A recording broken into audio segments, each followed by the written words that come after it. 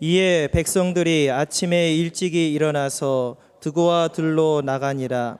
나갈 때에 여호사밧이 서서 이르되 유다와 예루살렘 주민들아 내 말을 들을지어다.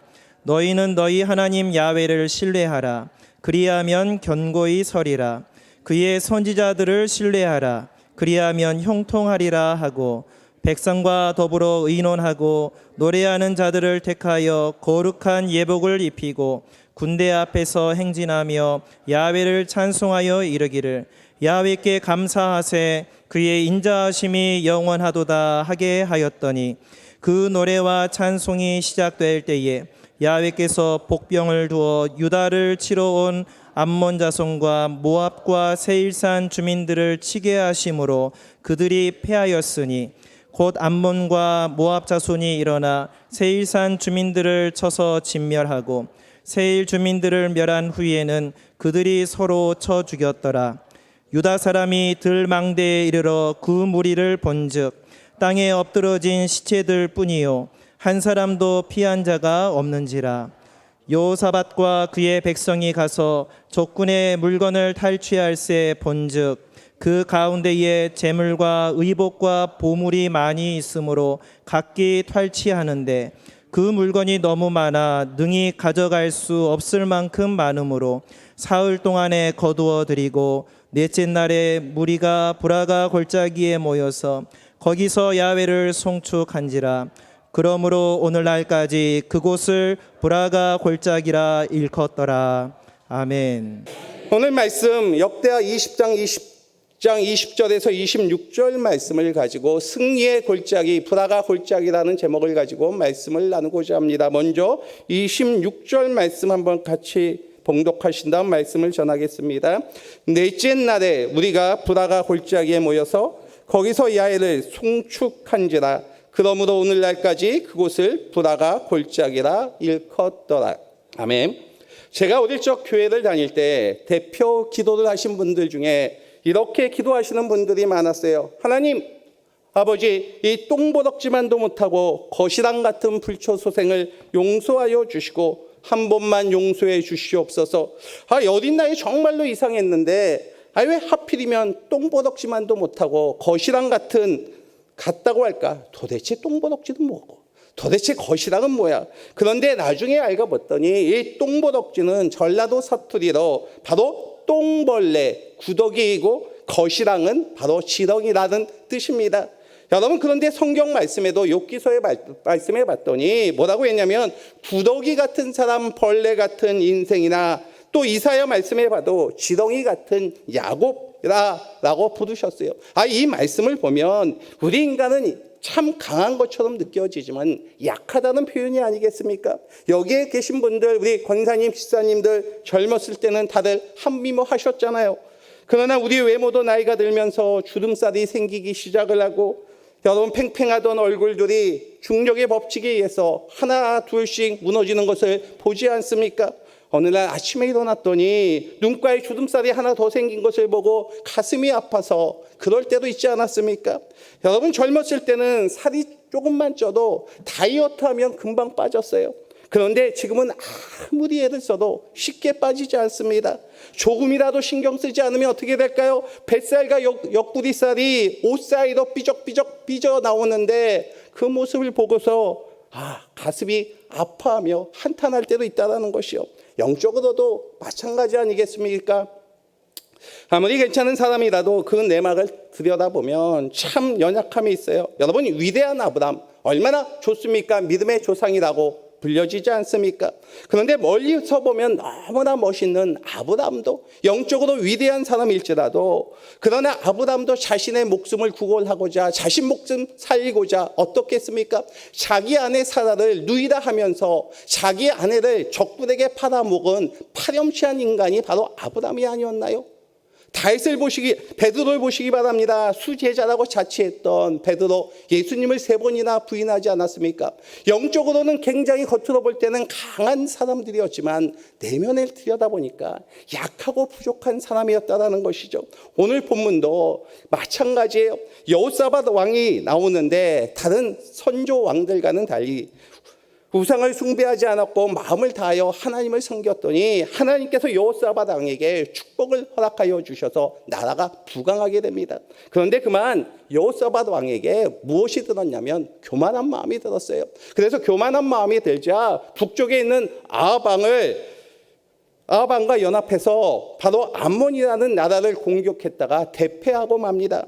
그런데 엎친 데 덮친 격으로 바로 모압 자손, 암몬 자손, 미온 사람이 연합하여 여호사밧을 치려고 하는데 그들은 바닷가의 모래알처럼 너무나 많기 때문에 도저히 자기 힘으로는 이길 수가 없었어요.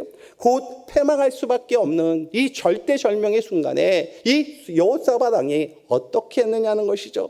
이 풍전 등화 같은 위기 가운데서 여러분 여호사밧 왕이 어떻게 이 죽음의 골짜기, 패망의 골짜기를 곧 오늘 말씀을 읽은 것처럼 불화가 골짜기, 여기서 불화가라는 승리의 골짜기, 축복의 골짜기, 바로 찬양의 골짜기로 바꾸었는지 오늘 말씀을 통해 잠시 나누고자 합니다. 첫째로 3절 말씀 한번 같이 읽습니다.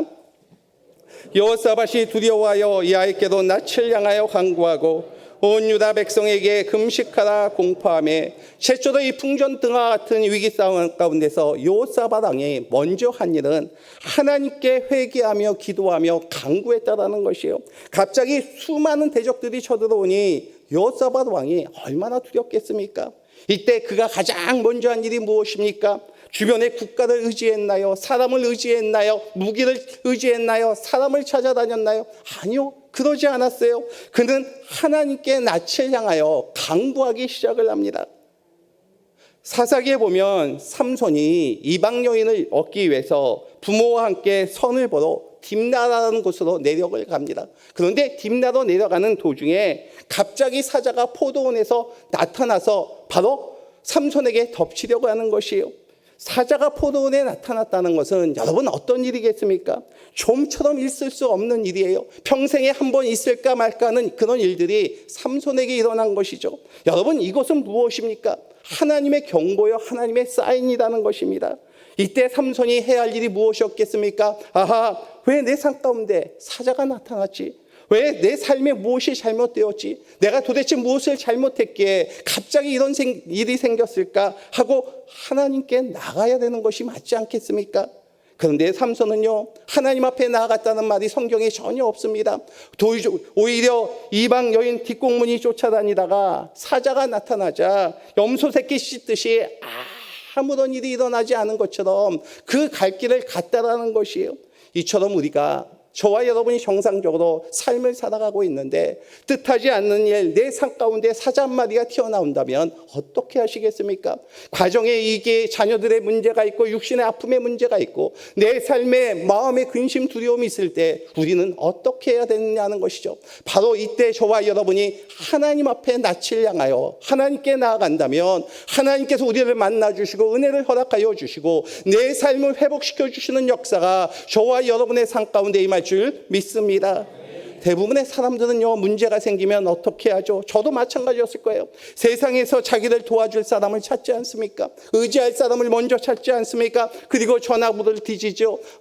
나를 만나서 나를 도와주고 위로해 줄 사람이 누구 있을까? 먼저 전화부를 뒤지지 않습니까? 그런데요, 여호사밧 왕은 이 절대절명의 순간 가운데 다른 것 생각하지 않고 하나님 앞에 나아갔더니 하나님께서 은혜 가운데 역사하여 주셨다는 것입니다. 그래서 신명기 11장 12절 말씀에 보면 이런 말씀이 있습니다. 제가 한번 봉독해 올리겠습니다. 내 하나님 야훼께서 돌보아 주시는 땅이라. 연초부터 연말까지 내 하나님 야훼의 눈이 항상 그 위에 있느니라. 뭐라고 했습니까? 연초부터 연말까지 야훼의 눈이 항상 그 위에 있다고 여러분 말씀하고 있지 않습니까? 영화를 가끔씩 보다 보면 여러분 로마 시대에 검투사들이 싸우는 장면을 우리는 곧잘 보지 않습니까? 콜로세움에서 검투사들이 싸우다가 상대방에 의해서 한 검투사들이 쓰러집니다. 그러면 승리한 사람은 쓰러진 사람에게 다가가 그 사람을 죽이기 위해 칼을 목에 대고 청중을 바라봅니다. 그러면 청중들이 뭐라고 할까요? 그 많은 청중들이 고함고함 치면서 엄지손가락을 아래로 내리면서 죽여라 죽여라 하고 여러분 외치기 시작을 합니다. 그러나 청중들이 아무리 손가락을 내리면서 죽여라 해도 이 검투사드가 바라봐야 할 사람이 누군지 아십니까? 바로 황제를 바라봐야 된다는 것이에요. 황제의 손이에요. 다른 사람이 다 죽이려고 해도 황제가 엄지손가락을 위로 들면 누구도 죽일 수 없다라는 것이죠.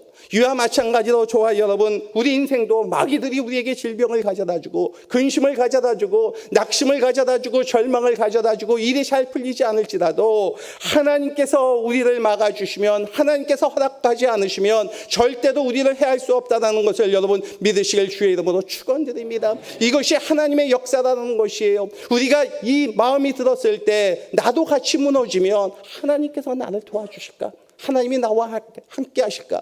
그러면 우리의 인생은요 점점 더 마음의 공고함과 어둠 가운데 차 있을 수밖에 없지 않겠습니까? 그래서 오늘 이 시간에 하나님의 능력을 바라보는 저와 여러분, 하나님의 역사, 우리의 기도가 응답되는 역사가 임할 줄 믿습니다. 다윗을 한번 생각해 보시기 바랍니다. 다윗은 하나님의 마음에 합한 사람이라고 그러지 않습니까? 그런데 이런 다윗에게도 자기 인생의 어느 날 결정적인 오점 하나를 남기는데 어떤 오점이었을까요? 바로 아내 밧세바를 얻기 위해서 바로 그의 사랑스러운 장수 우리아를 전쟁에 못 알아 죽게 만든 사건이 아닙니까? 그리고 나서 그가 나중에 나단 선지자의 충고를 듣고 회개하기 시작을 합니다. 그런데 시편 51편 말씀에 보면 뭐라고 회개했냐면 우슬초로 저를 씻겨 주시옵소서, 우슬초로 저를 씻겨 주시옵소서, 그러면 제가 정할 것입니다 라고 회개를 해요. 여러분, 그런데 우슬초가 뭘까요? 여기서 우슬초라는 일종의 스펀지 같은 그런 식물인데, 그러니까 구약의 이스라엘 백성들이 하나님 앞에 제물을 드릴 때 여러분 짐승을 잡아 제단에 피를 뿌리지 않습니까? 그러면 이 피를 어떻게 뿌렸을까요? 뭐 바가지로 떠서 뿌렸을까요? 아니면 손으로 떠서 그 제단 위에 피를 뿌렸을까요? 아니요.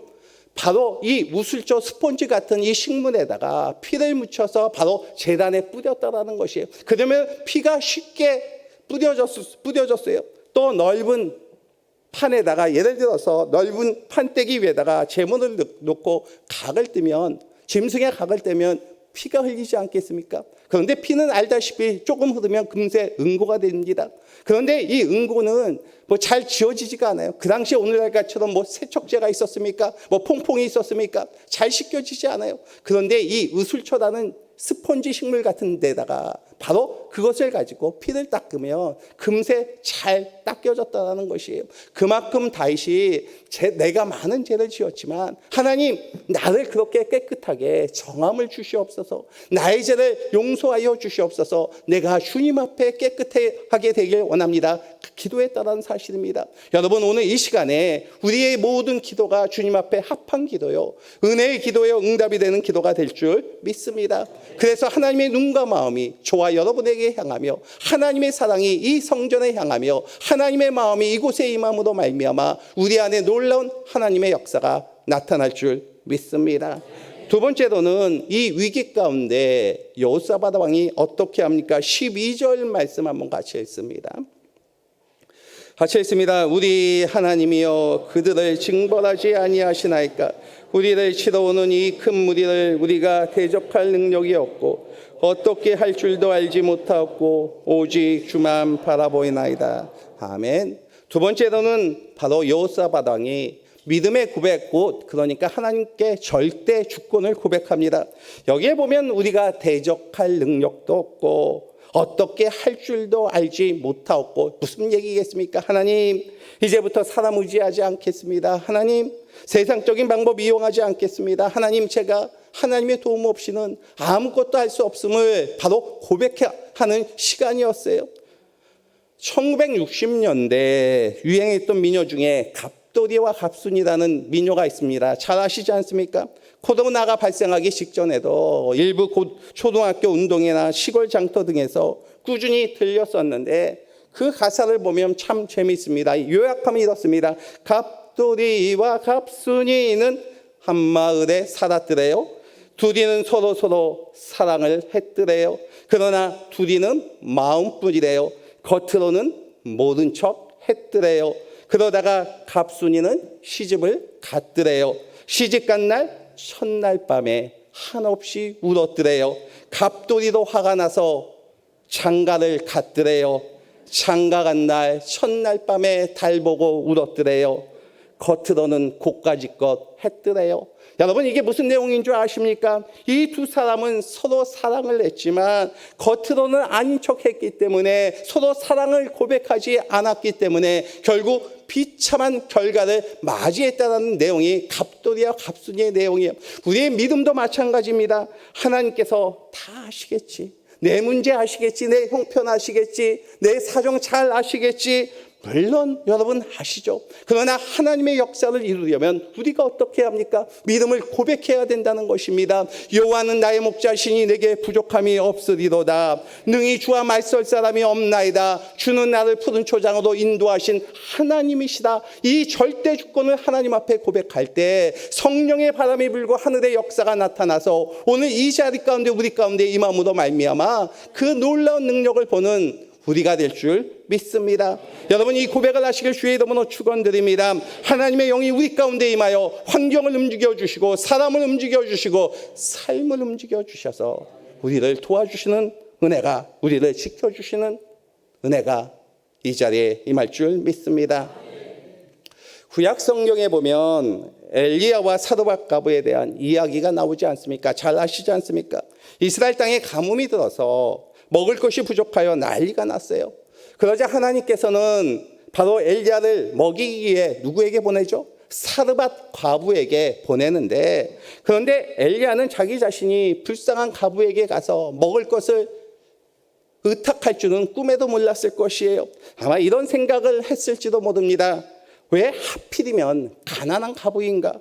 부자가 얼마나 많은데, 큰 집도 많고 이 양 보내려면 돈도 많고 마음껏 대접해 줄 수 있는 그런 집들도 있을 텐데 왜 하필이면 나에게 과부에게 보냈을까? 그런 집이면 좋을 텐데, 뭐 이런 생각 들지 않았겠습니까? 그런데 막상 도착해 보니 어땠나요?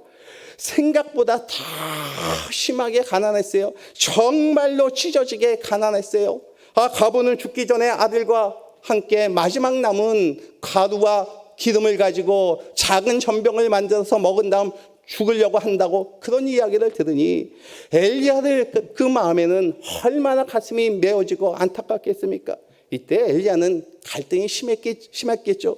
이렇게 절박한 형편의 모자에게 그것으로 떡을 만들어서 나에게 가져오라고 해야 되나? 내가 이 말을 해야 되나? 하지 말아야 되나? 인간적으로 생각할 때 어떻습니까? 하지 말아야 되는 것이 맞지 않겠습니까? 그런데 엘리야가 뭐라고 이야기합니다. 바로 있는 것 가지고 작은 떡을 만들어 내게 가지고 오라고 이야기를 합니다.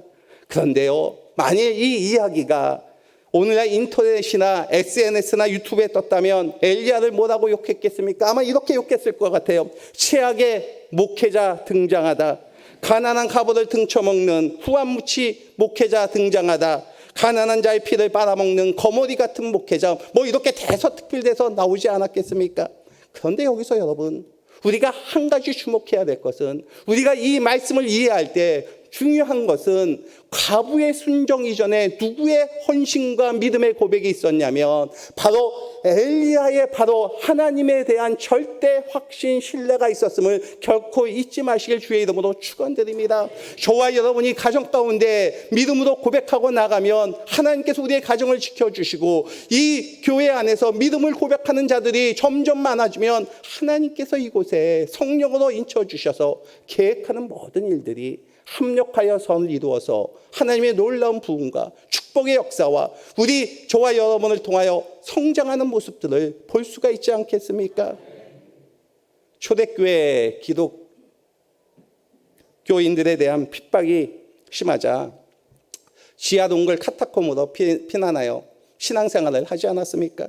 그런데 이들은 1년에 한 번씩 지상으로 나왔어요.